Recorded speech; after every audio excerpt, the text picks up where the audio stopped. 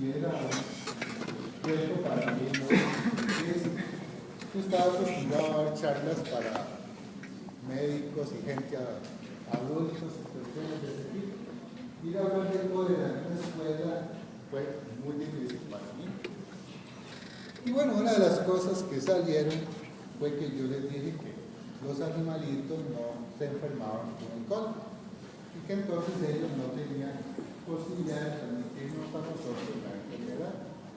Y me dice una chiquita, vea, yo tengo un pajarito, un periquito, el periquito no sufre cólera. No, el periquito no sufre cólera. Vea que yo tengo un gatito, el gatito no sufre cólera. No, el gatito no sufre cólera.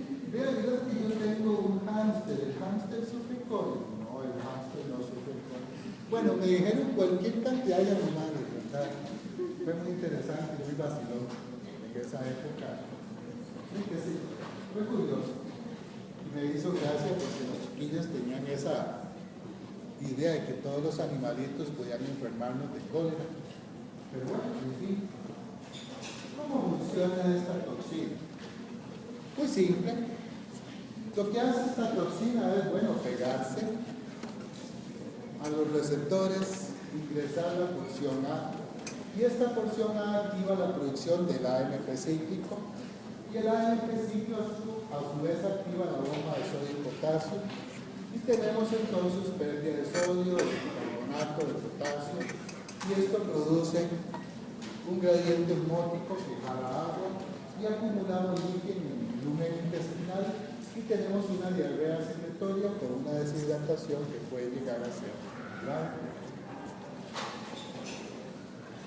En sus clases de fisiología, yo espero que ustedes recuerden que un paciente que hace una deshidratación de este tipo y que produce una pérdida de bicarbonato, por ejemplo, importante, va a hacer una acidosis metabólica que puede ser muy complicada y que reponer esto algunas veces es bastante difícil. Y aquí ven ustedes cómo funciona esa toxina, las 5 subunidades que producen un túnel, que son de la porción A, pasa al interior y es esta la que lleva a cabo todo el proceso. Hace un ratito discutíamos, veíamos que la ingesta de cantidades relativamente pequeñas del cólera no hacen gran cosa, que ocupamos que haya un inóculo grande, más de 1 millón de bacterias para infectarnos.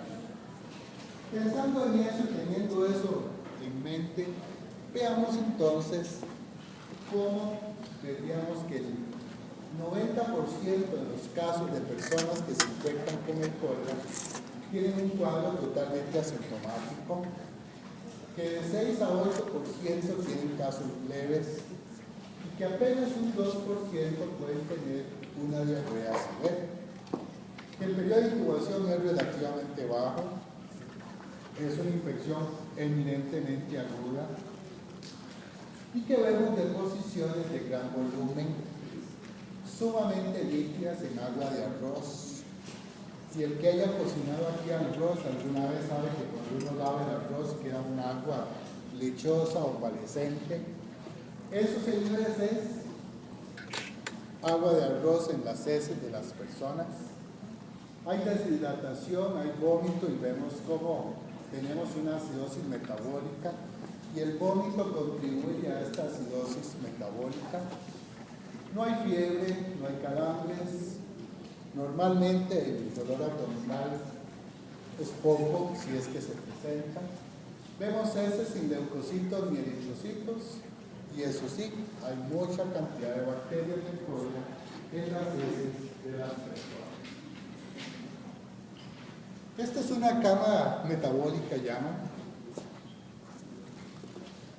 Vean ustedes, aquí hay un hueco estratégicamente colocado, y aquí hay un estañoncito donde se recogen las heces. Las heces hay que medirlas, porque dependiendo de la pérdida, si hay que rehidratar. Si se pierden 5 litros, hay que rehidratar con 5 litros de agua, y electrolitos y cosas de ese tipo. Así es que esto es lo que se conoce como la cama metabólica que se ve en pacientes con cólera. Hablemos de terapia para el cólera. La primera idea, señores, lo fundamental, lo ideal, lo normal, lo que debe hacerse es rehidratar. ¿Cómo? Oral, endovenosa, intravenosa, como ustedes quieran, pero rehidraten. Después de rehidratado su paciente, si quieren bañarlo en antibióticos, bañen. Si quieren darle antibióticos, perfecto. Ya eso supera. Lo más importante es rehidratar su paciente. Sálvenlo. Después de ahí, denle antibióticos si quieren. ¿Para qué sirven los antibióticos en estos casos? Disminuyen un poco la excreción de la gente, disminuyen un poco la presencia de bacterias en el medio ambiente, pero para el paciente no tiene ninguna función darle antibióticos. Señores, tengan claro, la toxina dura 3-4 días actuando. La persona va a tener diarrea 3-4 días. Hagan ustedes lo que hagan. Denle lo que le den. Va a tener diarrea mientras la toxina esté activa. Y eso, señores, no lo corrigen con antibióticos. El antibiótico sirve para disminuir la excreción de las bacterias al ambiente, pero no sirve para el tratamiento de las personas. O sea, señores, aquí hay una norma. Primero rehidratar y si creen que es conveniente, tratar.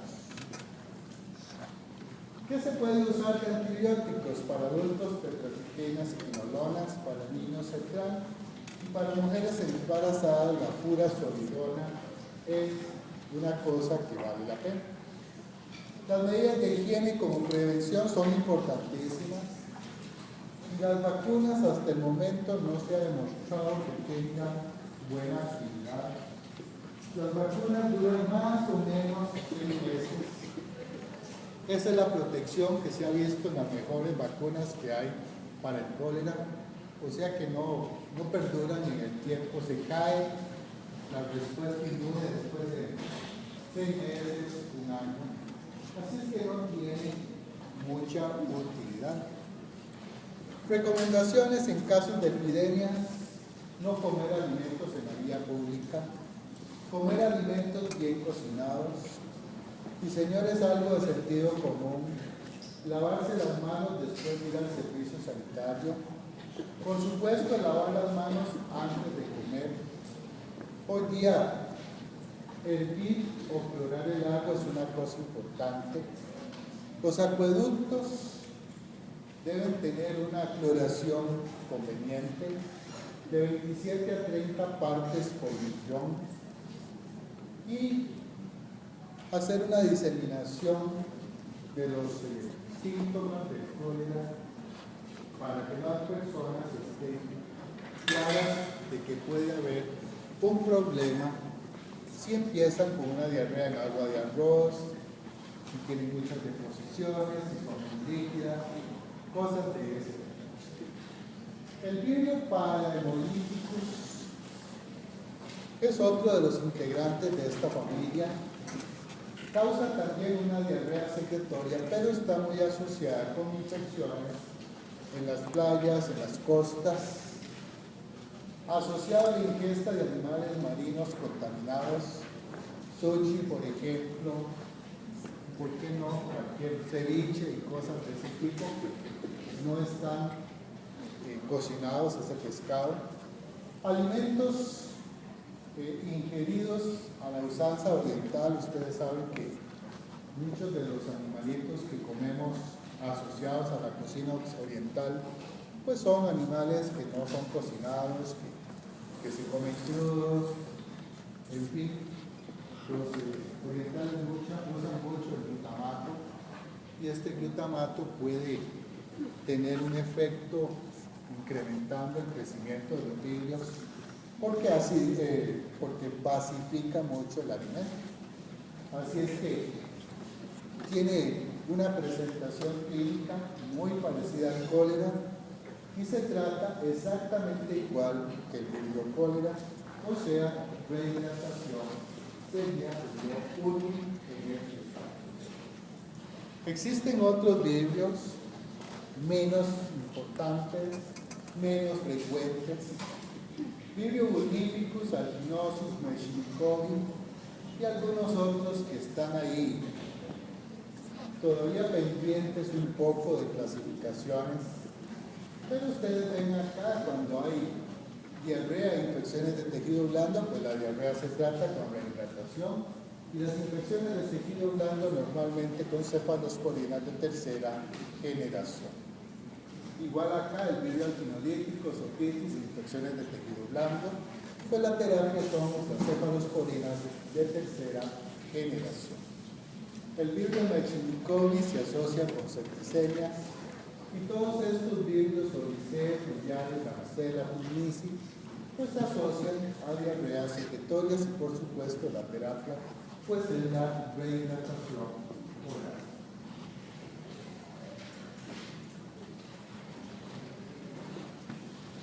Vamos a discutir otro bichito.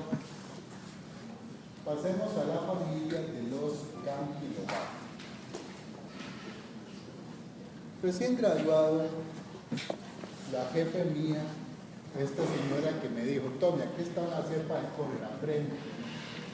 Yo me gradué en el año 81 y en esa época la señora había ido a un congreso en Inglaterra y había escuchado de un grupo de agentes que se llamaban campylobacter que causaban diarrea. Y cuando llegó y empezó a ver si alguien conocía campylobacter acá, y me dijo, vea, usted está recién graduado y yo le voy a dar a usted un trabajo.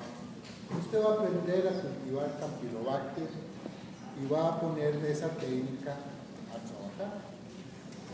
Y la verdad que fue un reto muy interesante para mí. Aprendí a trabajar este bichero. Una vez estaba haciendo un antisuero para conejos, para campylobacter y conejos. Entonces lo que hacíamos era que yo andaba el bicho, lo trabajaba un poco, lo mataba y se lo inyectaba en la vena marginal del conejo. Pero había que llevar un paso con formalina. Entonces los conejitos yo aprendí muy bien a sangrarlos de corazón. Yo los trataba muy fácil y sangraba de corazón. Entonces los inoculaba y yo los sangraba de corazón para buscarlos a mi cuerpo.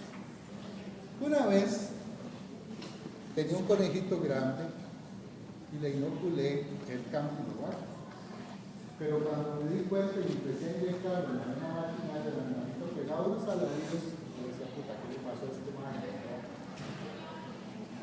Y lo que pasó fue que me equivoqué y le puse 10% más de formalina de la que necesitaba. Por supuesto, el animalito pegado a los alaridos estaba quemando la oreja.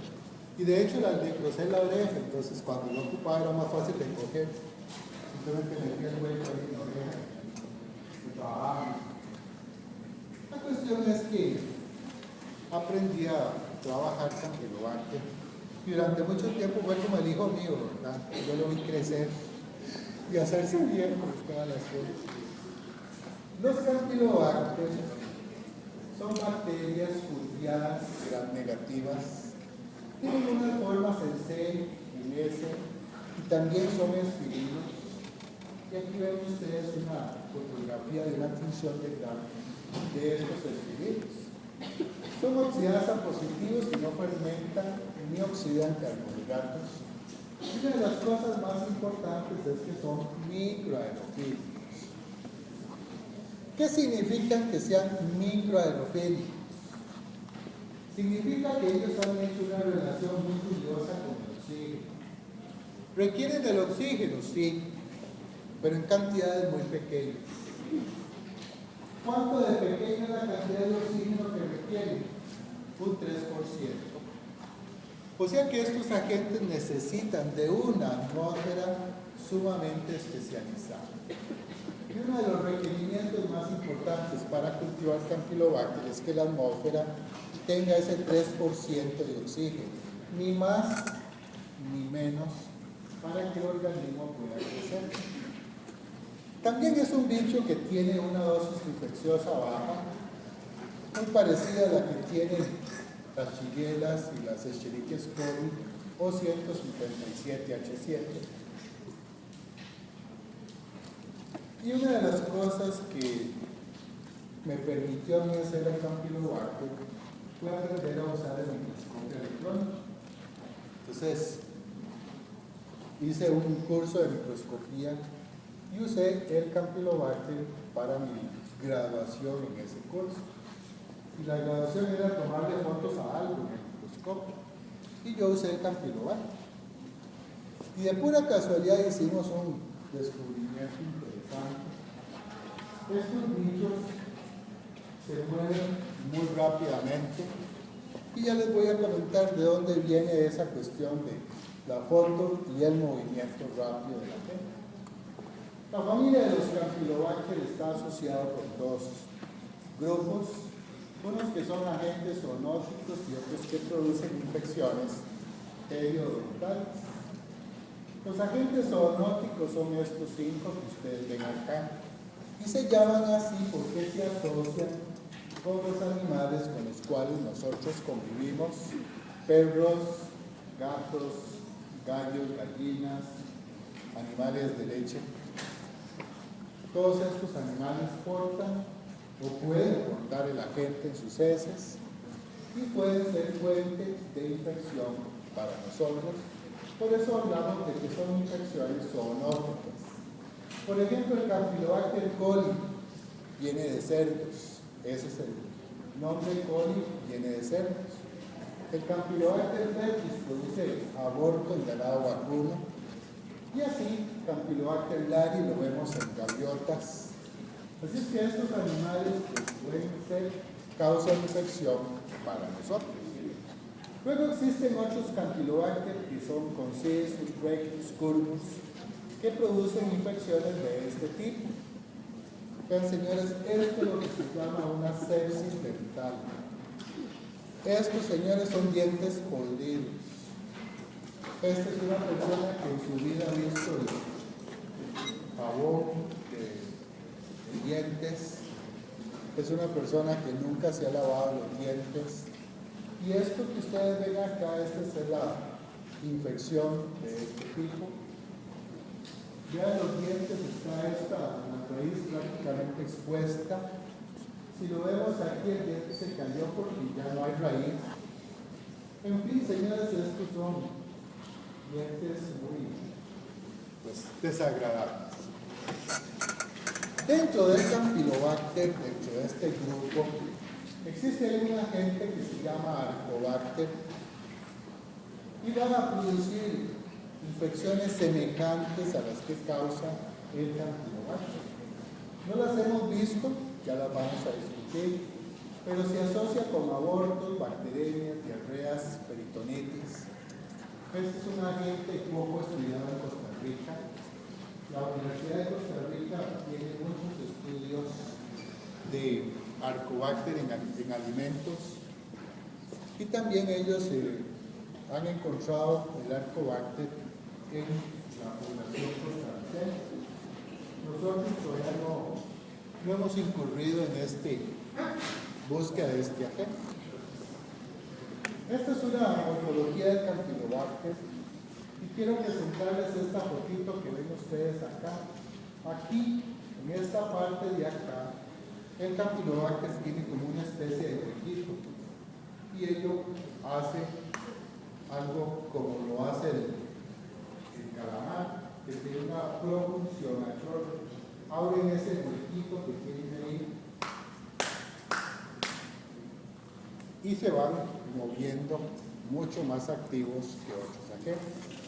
Esa forma de propulsión a chorro, tanto la usa el calamar como estos agentes, es lo que nos ha permitido a los Campylobacter ser tan rápidos.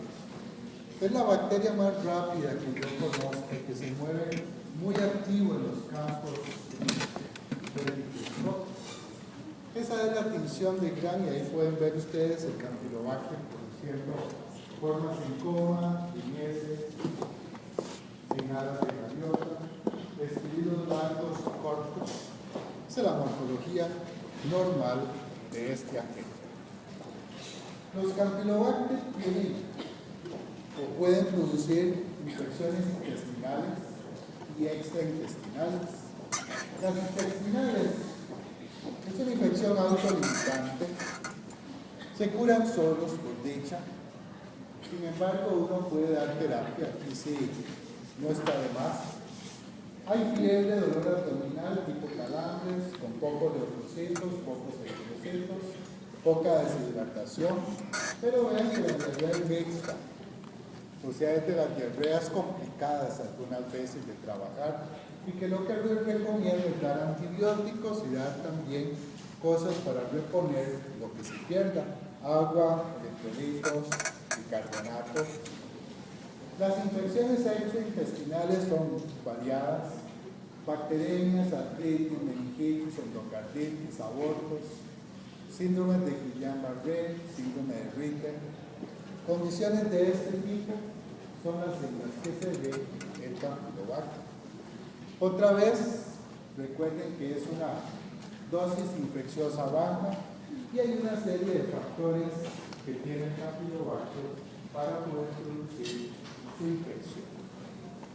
La diarrea que causa el Campylobacter jejuni es la más importante, la más conocida en niños menores de 2 años, asociada a carne de pollo o res mal cocinada, a agua o leches contaminadas, y por esa razón las mascotas y los animales de granja que conviven con nosotros pues son la fuente de infección más importante para los chiquitos. Cuando hablamos de infecciones extraintestinales, los inmunocomprometidos son frecuentes ahí: bacterias, abortos sépticos, abscesos, peritonitis, antingitis. Y en ganado vacuno son causa de aborto muy importantes en este campo. Ese es el Campylobacter fetus, su especie fetus. Y por ahí aparecen Lari, Exaliensis, coli.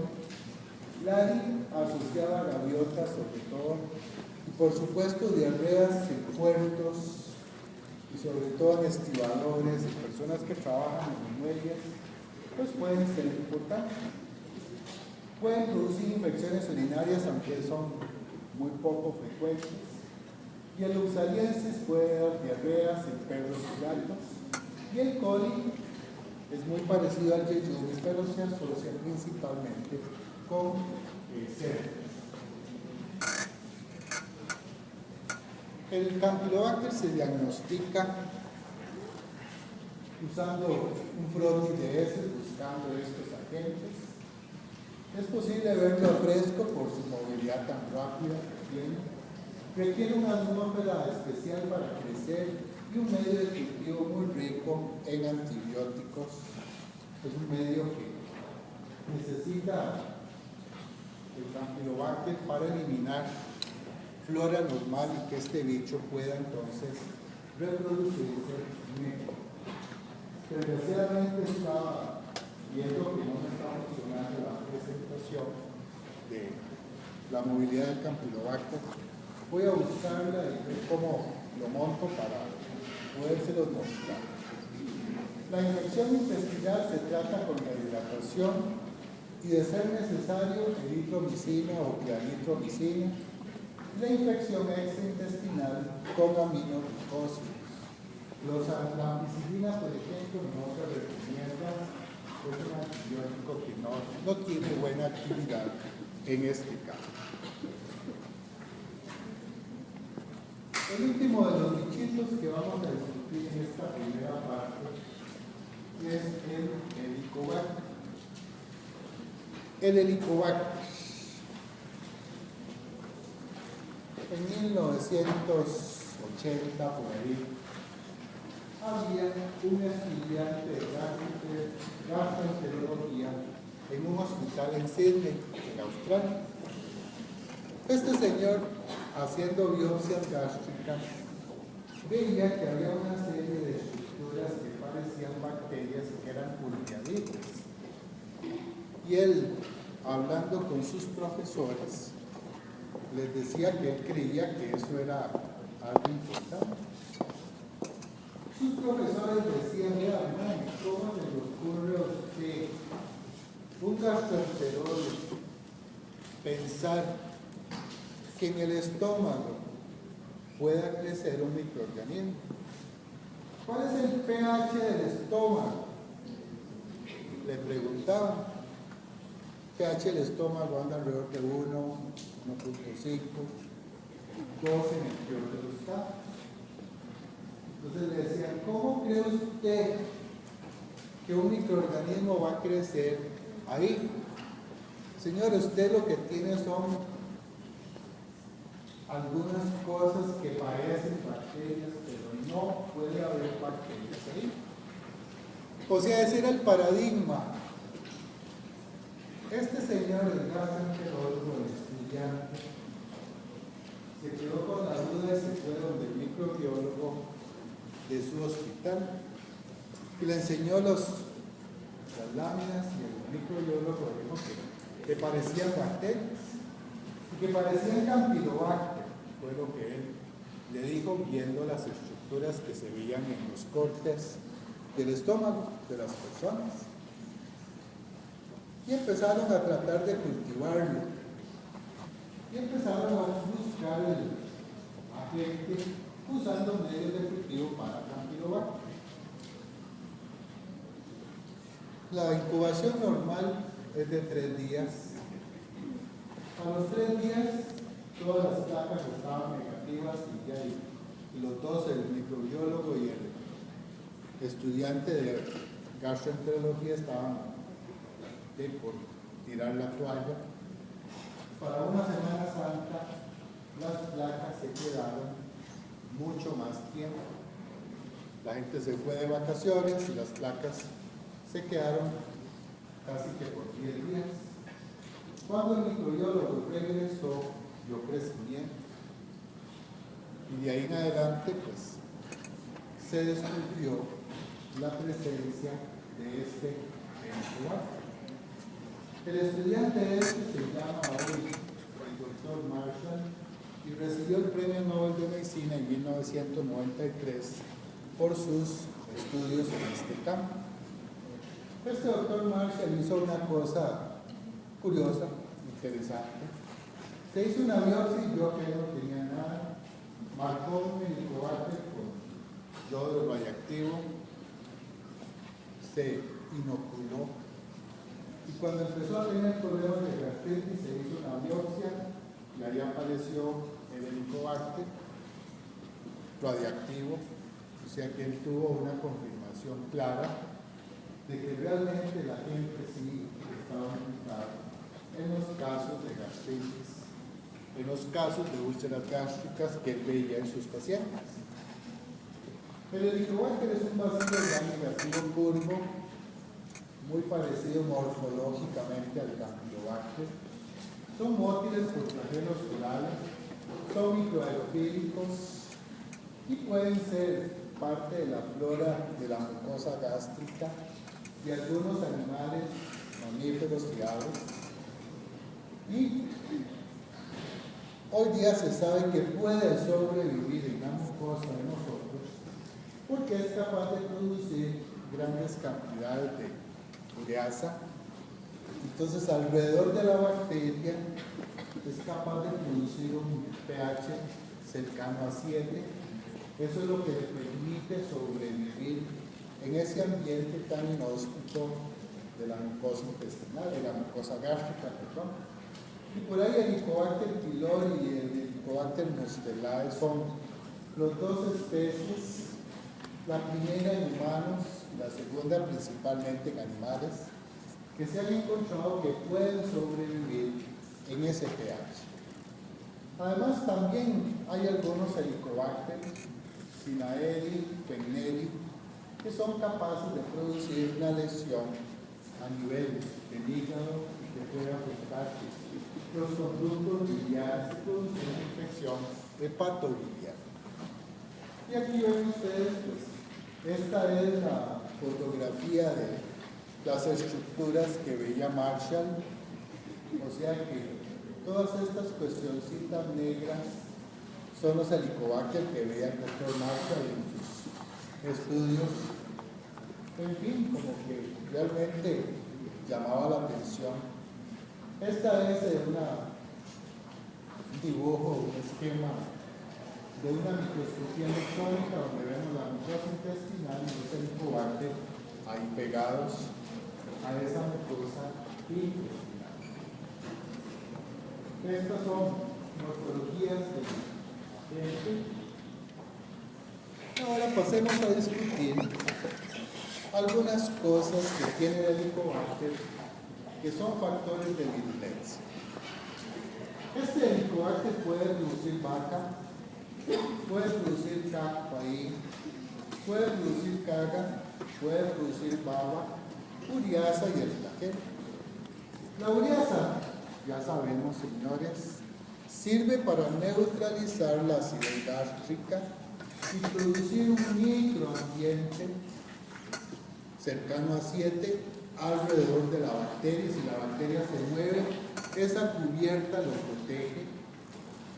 El flagelo le sirve para moverse y sobre todo para resistir el peristaltismo del polo intestinal, y es esencial para la colonización de este sitio. Vaca, caga, baba son factores que puede o no puede producir la cepa de Helicobacter. O sea que hay algunos que pueden producir vaca, otros no. Hay algunos que pueden producir cacpaí, otros no. Hay algunos que pueden producir CAC-A, otros no. Hay algunos que producen BAB-A, otros no. La vaca está asociada con apoptosis, involucrada entonces en la colonización de células tanto del intestino como del estómago. El cacpaí es un aparato de secreción tipo cuarzo que le sirve al Helicobacter como método de sobrevivencia, nada más. Pero lo que a mí me interesa es el CAGA y el BAB-A. El CAG-A es una proteína que está íntimamente ligada al cáncer. O sea, señores, en otras palabras, como vamos a discutir dentro de un momento, el Helicobacter se relaciona con cáncer del estómago en algunos casos y del intestino en otros casos. Pero, señores, tengamos claro desde ahora, no todas las personas infectadas con Helicobacter tienen cáncer, ni todas las personas que han sufrido cáncer tienen Helicobacter. Y tengamos claro que para que el Helicobacter pueda producir cáncer en una persona, debe producir esta proteína. Ya vimos que no todos los Helicobacter producen esta proteína. Así es que yo quiero en mucho enfocarme en ese aspecto. BAB es lo que llaman proteína de la membrana exterior, Outer Membrane Protein, y está ligado al grupo sanguíneo Lewis. ¿Qué habíamos hablado, señores, con respecto al grupo sanguíneo Lewis? Habíamos hablado que las personas Lewis positivas tienen una cierta propensión a sufrir infecciones por Helicobacter. De ahí es donde viene la importancia del BAB-A o el BABA, como quieran llamarlo. Personas Lewis positivo que tienen interacción con un Campylobacter que pueda producir BABA, pues van a ser más fácilmente infectados que otras personas.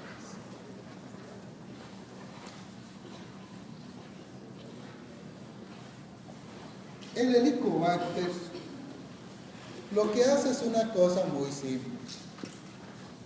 Se pega a la mucosa del del estómago, perdón. Es capaz de producir mucinasas.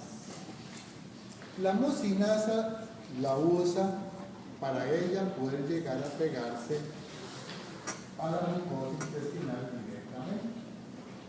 Yo sé que ustedes saben que la mucina del estómago nos protege de la acidez gástrica que nosotros tenemos que producir para ayudar a producir el modo que este pueda ser usado en el futuro para absorción de alimentos. Lo que hace el Helicobacter entonces es romper mucina para poder pegarse a la mucosa. Eso lo que hace es que ayuda a que la acidez gástrica pegue directamente con la mucosa. Si nosotros producimos más cantidad de ácido en la cuenca, si comemos alimentos, por ejemplo Coca-Cola o alimentos de ese tipo, bebidas energizantes, que por cierto estuve hoy hablando con una gente de nanotecnología de la Altec, y estábamos hablando de que hay un estudio que recientemente salió que compara los diferentes bebidas energizantes, se lo cuenta usted, donde menciona que hasta el momento no ha sido posible confirmar que realmente la bebida energizante sea peligrosa para nosotros. En algunos casos se teorizó durante mucho tiempo que la bebida energizante pues producía más propensión a infecciones por el Helicobacter.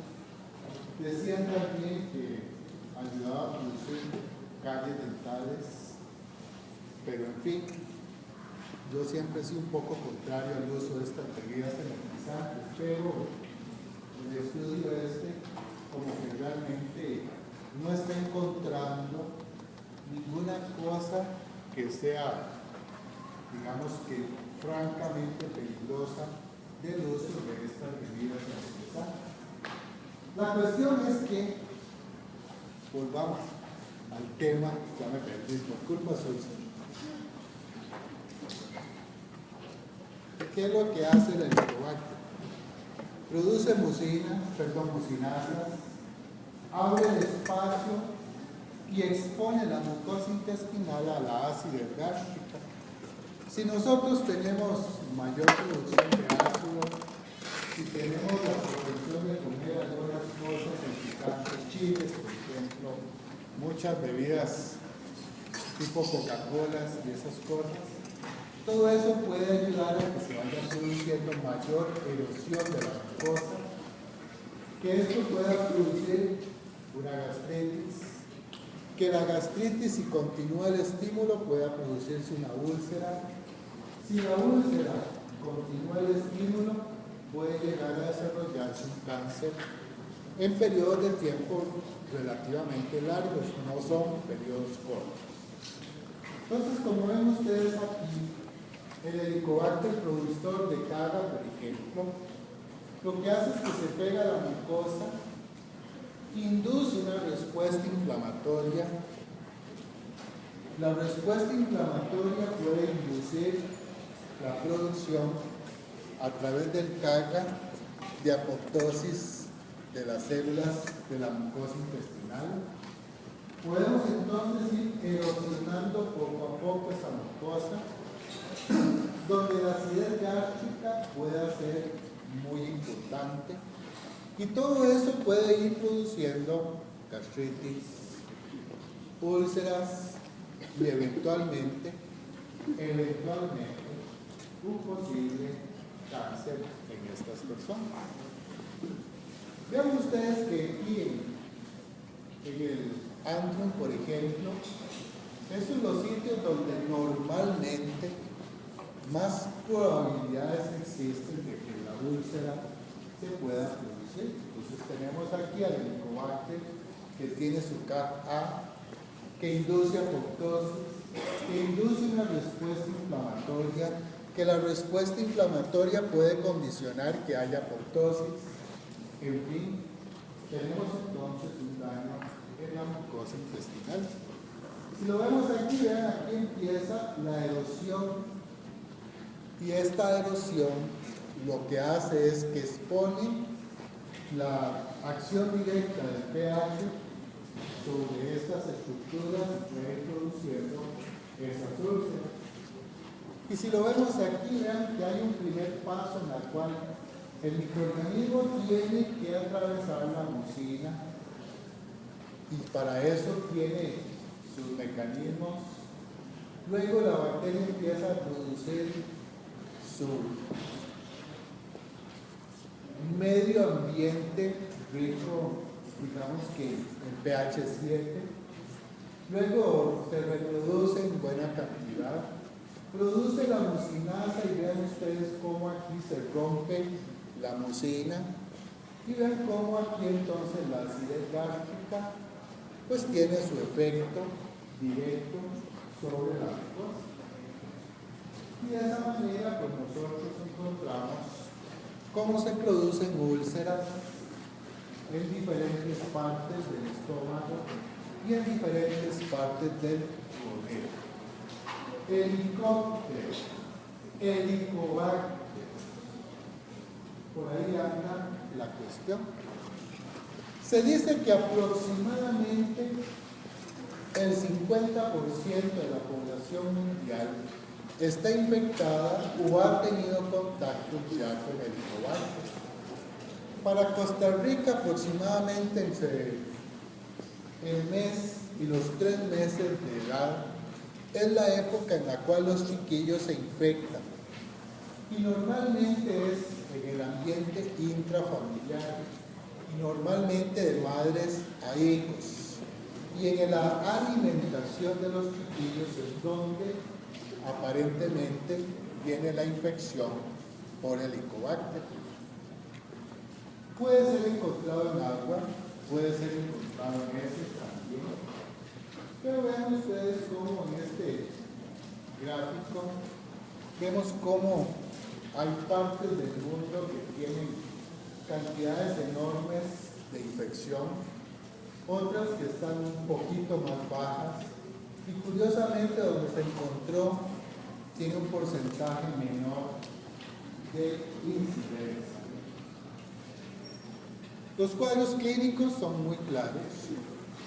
Empezamos con gastritis, gastritis crónica, úlcera gástrica, cáncer gástrico, y todo esto relacionado con los genes que pueda producir el helicobacter.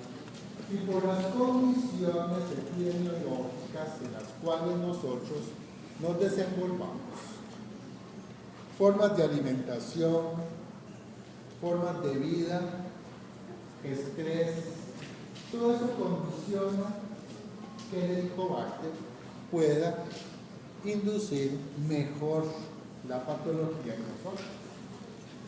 Gastritis, gastritis, gastritis, metaplasia intestinal, cáncer gástrico. Esas son las posibilidades que tenemos nosotros.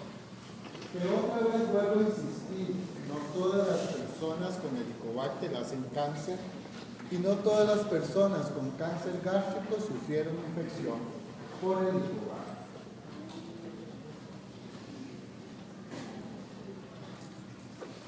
Señores, ¿qué es una úlcera? Lo hemos discutido muchísimo acá. Una úlcera es una pérdida de continuidad de una superficie mucosa. Si lo ven ustedes acá, esto es una úlcera. Una pérdida de continuidad de una superficie mucosa. O sea, señores, tengo que insistir que el helicobacter le gusta hacer gastritis. La gastritis, si el estímulo continúa, producimos una úlcera. Si el estímulo de la úlcera continúa, es posible que lleguemos a desarrollar una metaplasia. Si el estímulo continúa, el cáncer es una posibilidad importante. ¿Cómo puede diagnosticarse una persona con infección por este agente? Bueno, existen métodos invasivos y métodos no invasivos.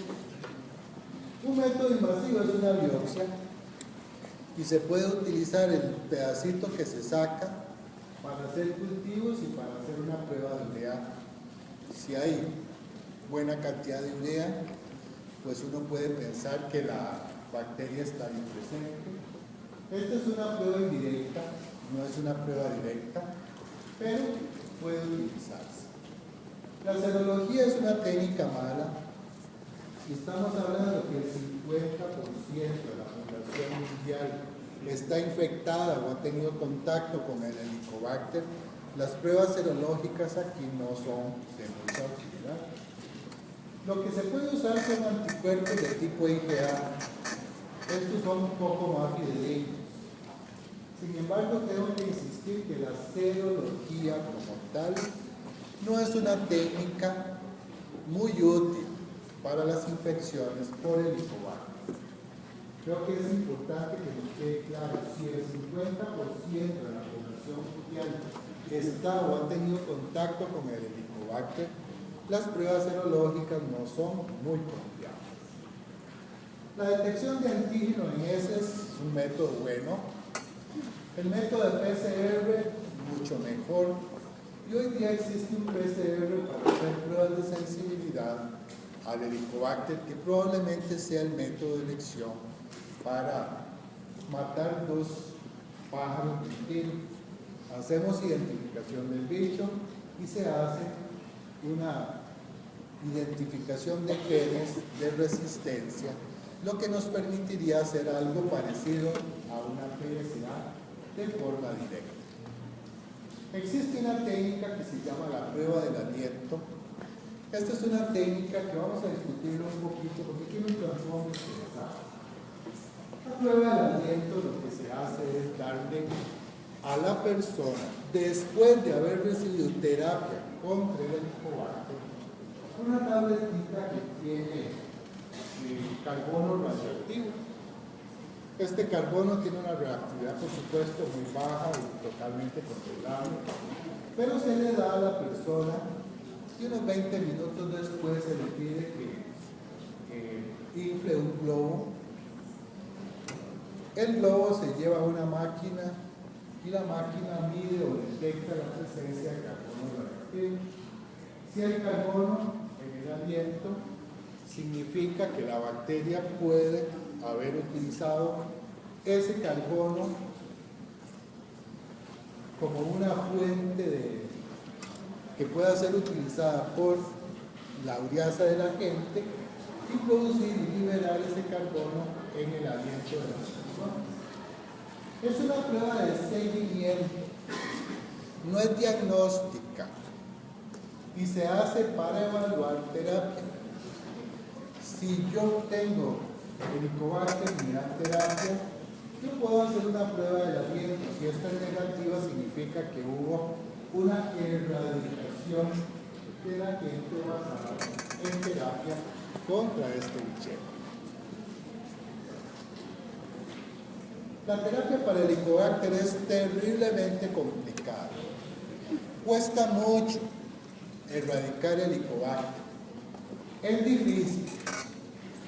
Y hay varias opciones que se están utilizando hoy en día. Pero vean que en general estas dos opciones se dan por 10 a 14 días. Es un periodo largo. Y el porcentaje de erradicación no es muy bueno. Llega a un 80-85%. Para la primera opción se utiliza un inhibidor de la bomba de protones, que puede ser esomeprazol, omeprazol, cualquiera de esas cuestiones. Y se usa claritromicina o amoxicilina o metronidazol durante ese periodo de tiempo. Ven que usamos claritro más uno de estos dos. Amoxicilina o metronidazol por ese periodo de tiempo.